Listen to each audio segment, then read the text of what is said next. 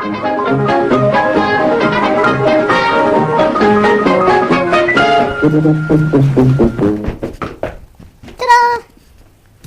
Welcome to Kitch at Home! I'm wandering through my house. Also, I'm wondering where my lawn chair is overturned. Who overturned that? Oh, probably somebody like Daddy to correct the wall out back. I get it now. For those of you who can't see, well, I mean, all of us can see, well, not all of us. Anyway, for you listeners out there, I have one slice of white coconut vanilla frosted cake with one cherry left on top. Yes, indeed. Actually, the way I started the show makes sense because I'm here to talk to you about today. I have to put the soup away. Can't put the soup away. Yeah, I'm doing. I'm here to talk to you today a little bit about distraction. See, we can't always. See, will it fit in there? I hope so. Certainly hope so. We always start doing something and then we get distracted and we stop, and I think it's because, well, it's not because things don't hold our interest, it's just that, well, they don't hold our interest. I don't know what else to say. They would hold our interest if we could be more interested in what's interesting. I'm dropping noodles. Oh, noodle. See how ooh, the ice cube tray needs filled. Kitch, can you fill the ice cube tray? While you're in there? Oh, and the water. Can do, Ma. Anyway, I couldn't decide what to do for a show. Not that I was really thinking about it. I mean, I thought about it a few times for like half a second, and then I was on to the next thing. So I thought to myself, hey, why don't we do a show about distraction? Why don't we just skip around? Why don't we just have a 5-second scene and then move on to the next thing? Because let's be honest, folks. In this age of Instagram and people who don't know how to hold a conversation, neither can we. We get bored very quickly. We can't stick to one subject. I did pretty good just trying to stick to this intro. I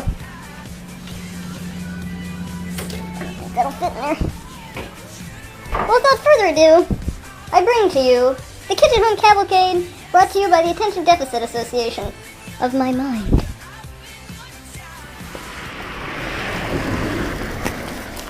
So many twirligigs. And hear their crunch. Don't bother me. Don't look at me. Another bee. I don't know, some big ass. Damn it. Oh, it almost gave me a heart attack. It's a big one, too.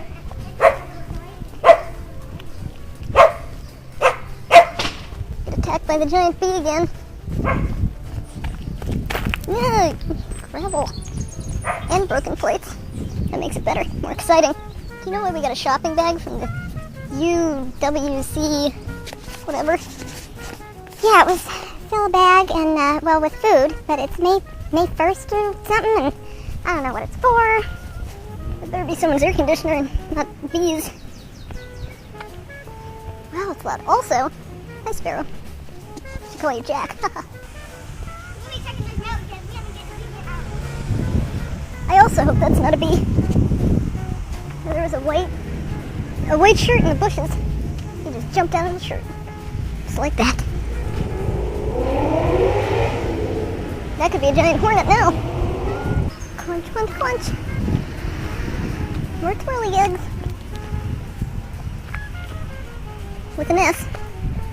A lispy S. Would you stop hissing in my ear?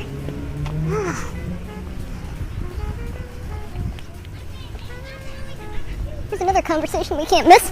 Took me 5 minutes and 17 seconds to walk up here. That's a good record.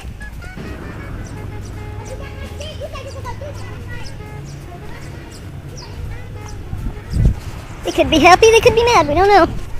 Here's a helpful tip. If I want to lose weight, I should probably stop eating butter cookies. That is a helpful tip. Well, let's see what this lady's saying now. We gotta stop hanging out with Andy. I know I'm kind of turning into him. Or, alternatively, I was always like him. And that's why we're friends.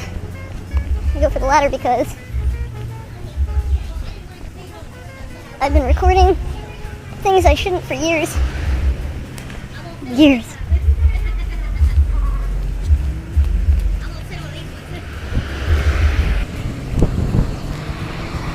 Have you ever seen a girl in a skirt before? Maybe not.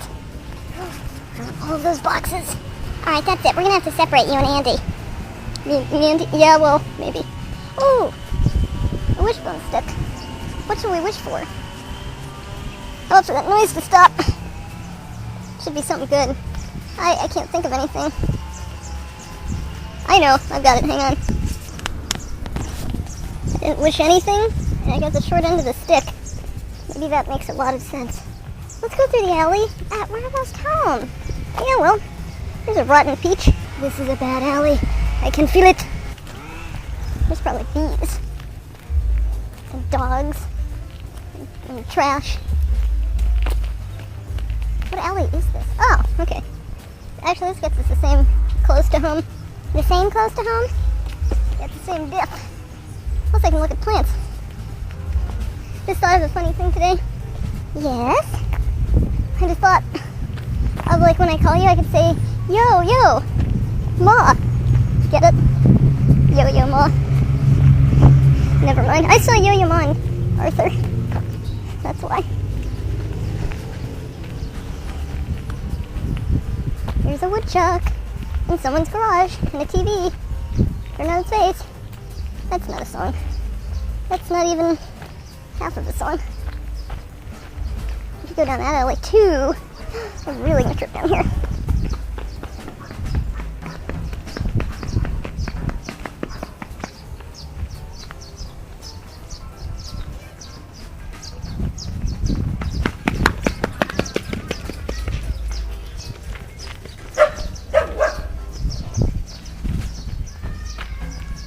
That was vocal. Everyone. Alright, Spock, how's it coming? With your work? Spock? Spock? Forgive me, sir. You startled me. I didn't know you could do that. How is the transporter coming? Well, I can tell you it's nearing completion. That's all I ask. I just have to get Sulu off that island. That sounded wrong. This is not Fantasy Island, Captain. As a matter of fact, where Sulu happens to be trapped, the waters are swimming with gallus fish. And I do believe there is a gorn. You're just trying to scare me. It was in the report. Ah, now you're trying to scare me even more. A gorn? Are you sure about that? Is there anything I can do to help? Oh, see, Spock, you missed the screw right there. Spock. I'm well aware of that, Captain. I cannot screw it back in until I am positive I don't need to reopen the switch plate. Right. I know you know what you're doing. I'm just getting a little antsy. Gorn, are you sure? Captain, asking me again will not make me any more positive. Or you. You're right. Perhaps I'll just go busy myself checking on Scotty in sickbay. Captain. Yes? Could you hand me that screwdriver? Sure, Spock. Here. This one? No, that's not the one. Wait. This one. There you go. Oh, was that not right? Well, what kind of screwdriver are you looking for here? One with a diamond handle. Diamond handle. The diamond handle? No, the star-shaped handle. Its handle is star-shaped. Ah. Boy, I wish Scotty wasn't sick. Wishing will not help his recovery. However, you could check on him. You're right. I should give you your space. This is not, your space. We're in space. I'm just gonna go check on the doctor. I heard that. He has Vulcan hearing. Hey, Spock. Yes, Doctor. Spock, you hit your head. Yes, I did. Sorry about that. I'm looking for Jim. Have you seen him? I do believe he was just going to see you. Are you having some trouble there? No, you don't wiggle it. Here, where's the screwdriver? Do not take a tool out of my hand. Gee, I do not require assistance. Everybody requires assistance. Even doctors. And as a matter of fact, that's what I was going to ask Jim about. I can't find Christine anywhere. You wouldn't have any idea where she was, would you? Perhaps you could check the cafeteria. And if she's not there, perhaps her quarters. And if she's not there, perhaps she's on the bridge. And if she's not there, I do not know where she would be. All right. Don't start reciting green eggs and ham. I wouldn't wonder if that's what you eat on Vulcan. Green eggs and ham. Never mind. I gotta go find Jim. So I can go find Christine. Doctor. Yeah? Oh, nothing. I was just making sure that when you left, the shadow left. A shadow? Yes, over my light. Spock, if I was in your light, why didn't you just say something? Now look, when I stand here, I'm in your light, right? So when I go, I'm out of your light. Out of my light forever. Yes, forever, Spock, forever! You couldn't drag me to the engineering room now. I've never had such treatment. I'm sure your patients haven't either. Hell, that does it. You pointy-eared little captain. Is there a problem? Not at all. Well, not anymore. I was looking for you. Ah, well, you found me. Well, I was looking for Christine. You don't suppose she could have gotten trapped down there on that planet? No, that's impossible. It is not so impossible. Well, as the peanut gallery speaks. All right, Spock, what's your theory? Where did Christine go? I am not 100% sure. Well, we'd like to hear anyway. When I was down here fixing the transporter, I noticed that 2 personages had beamed down to the planet's surface. Not the return. Oh, that's just great. Well, it might not be as bad as we think. Christine's a nurse. She could perhaps tend to Sulu's needs. That's not what I meant. If something should go wrong, like the Gorn. There's a Gorn down there? I am not 100% sure. Whatever. We're still gonna flip out about it, if that's okay with you. I would really prefer it, if you have to flip out, that you do it somewhere else. And also, you're both casting 2 very long, dense shadows over my work. I wonder what he says about us when we're not around. I am merely trying to fix the transporter so that we can get Sulu and Miss Christine back up here where it is safe. I know, and away from the Gorn. Oh, I don't even want to think about it. Well, admittedly, there is something a bit blood-curdling about an oversized, shiny acetate museum toy with a deviated septum. Captain Kirk, what are you doing not on the bridge where you're supposed to be, and here you stand? Here. I didn't have my coffee today. There's a problem on the bridge. Is it that you're not there driving the ship? No. I gave it to someone else. Just for a minute. Just for a minute. In space, a minute is like an eternity. Don't quote me on that. I won't. Listen, the ship is starting to drift. Oh, does that have anything to do with the fact that you're not there driving it? You already said that. I told you, someone is taking care of it. Can they stop it from drifting? No, we need you. And where am I? Busy. Check off. I am busy. If I were not busy, I would be on the bridge instead of here with my friend, Dr. McCoy. Spock. Yes, they're having a party while I fix the transporter. If my opinion counts in this moment, I would suggest that you all escort yourselves to the bridge with a large tumbler of black coffee. To quote an old turnip phrase, a transporter does not fix itself, nor does the ship fly on its own. But that's exactly what it's doing! I bet the Gorn's behind this. Captain, please. You're right. I'm over-exaggerating. I never do that. Well, good luck with the transporter. Good luck, Captain. You always have to have the last word, don't you? You're just baiting me. Alright, what seems to be the problem? I told you. For the 8th time I told you the ship is driving itself. Well, let's look into this. Patrick, you left the ship in the hands of Patrick. The man doesn't even have a last name. Why would you leave the power of the ship in the hands of someone named Patrick? I couldn't help it. It hardly matters anyway. The ship is doing whatever it wants. Excuse me, Patrick, can I see the screen? No, the screen.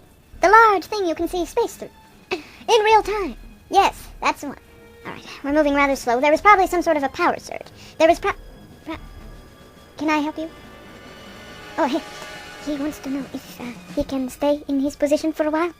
I don't think so. Because Patrick just spilled yogurt all over the console. And it seeped around the entire ship. It might have possibly electrocuted Uhura had she also not been out sick. So I think what we're gonna do, since that's probably what caused the power surge, that and a mixture of Spock tinkering with the transporter, I'm probably gonna have to say, no! Get him out of here, please. Chekhov, take your position again, and for heaven's sake, clean up that yogurt. Aye, aye, Captain. Spock. Spock, I think I figured out what the problem was with the ship. Oh, joy. Yes, Captain. Yes. I believe whatever you're doing down there is messing up the power in the ship, and it's starting to coast. Seeing as we don't have a gear shift to set it in park, it probably took up some external energy. Well, I suppose I can't hide back here fixing the transporter anymore. But it was nice peace while it lasted.